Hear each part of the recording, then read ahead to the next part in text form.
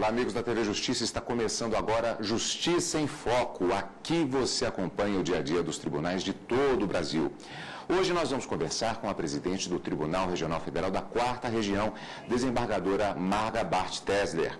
Lembrando que o TRF4 está sediado no Rio Grande do Sul, mas o tribunal tem jurisdição sobre os 3 estados da região sul: Santa Catarina, Paraná e Rio Grande do Sul. Nós vamos conhecer agora, como sempre, primeiramente, a carreira da presidente do Tribunal Regional Federal da 4ª Região.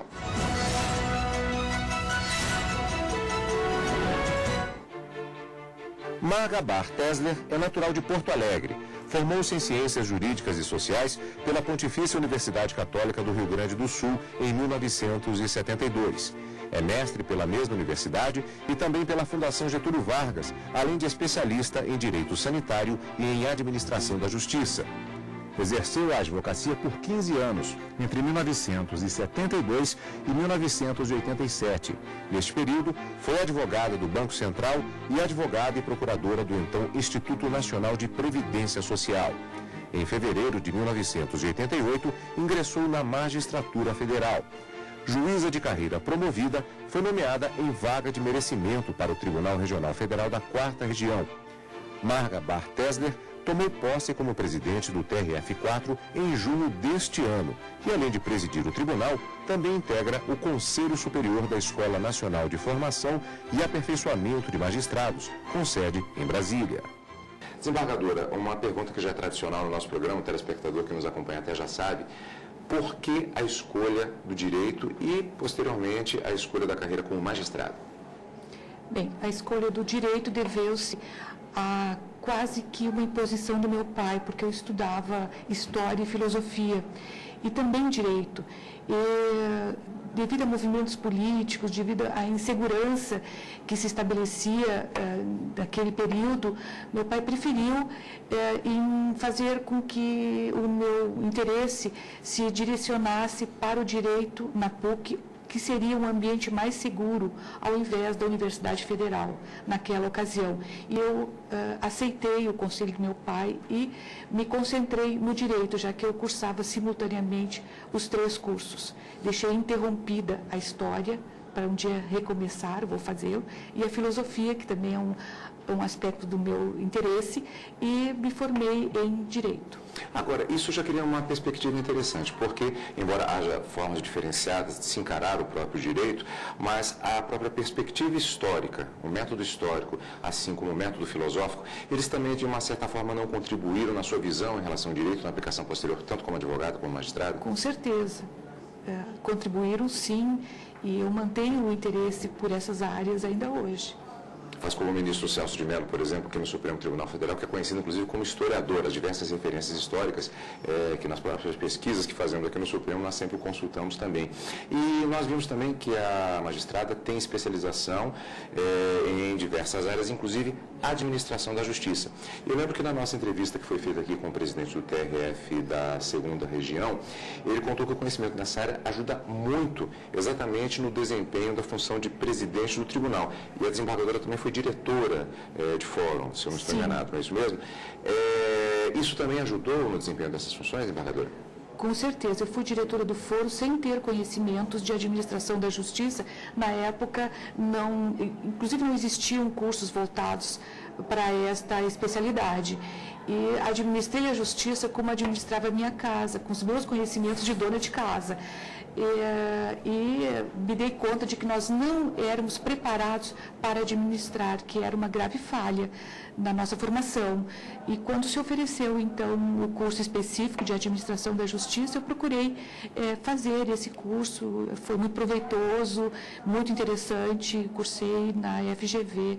Na ocasião, foi muito interessante. Isso confirma aquela tendência moderna em diversos setores, mas que acaba acontecendo também em relação ao direito, de que quanto mais conhecimento agregado, maior a melhora no desempenho. A senhora confirma essa questão? Sim, confirmo, sim. Acho que a administração da justiça agora, para mim, eu acho que é indispensável para o magistrado que pretende ser diretor do foro, que pretende ser presidente de um tribunal, ou assumir qualquer qualquer tarefa na administração judiciária. Existe mais uma especialização ainda que vamos abordar agora, que é em direito sanitário. E há várias causas que foram analisadas pela desembargadora que envolvem exatamente saúde pública. Houve também uma oportunidade de aplicação desse conhecimento nessas causas? Sim, eu iniciei uma especialização em direito ambiental e depois voltei minha atenção para o direito sanitário, especialização que eu fiz na UNB, num curso até ele iniciou à distância.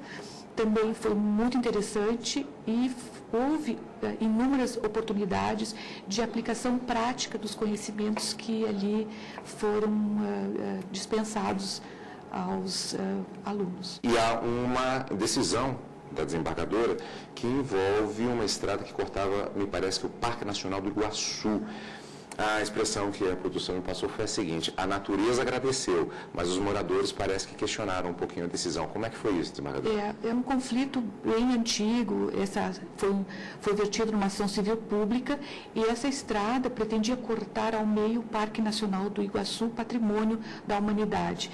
Essa ação, ela perdura, né, agora ela foi definitivamente julgada, por 20 anos, e houve um conflito socioambiental. As comunidades pretendiam se comunicar diretamente, a estrada realmente encurtava o trajeto entre as cidades envolvidas. Mas o parque, no caso, a preservação daquele patrimônio natural, se prevaleceu nas decisões que foram sendo mantidas desde o primeiro grau, e foi uma decisão muito difícil de ser implantada, até porque a comunidade resistia.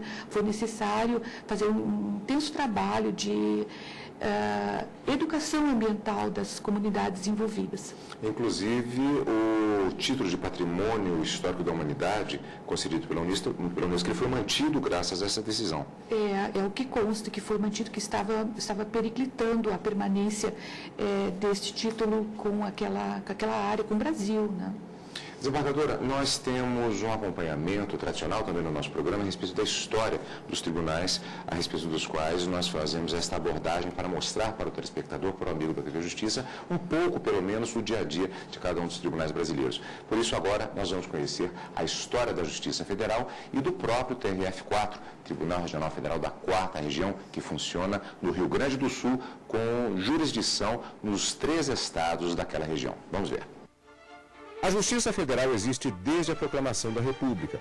Na época, era composta pelo Supremo Tribunal Federal e pelos juízes inferiores, também chamados de juízes de seção. Cada unidade da federação contava com uma seção judicial e um só juiz. Durante o Estado Novo, a Justiça Federal chegou a ser extinta e só voltou a funcionar com a redemocratização. Em 1946, a Constituição recriou apenas a segunda instância da Justiça Federal, com a instalação do Tribunal Federal de Recursos.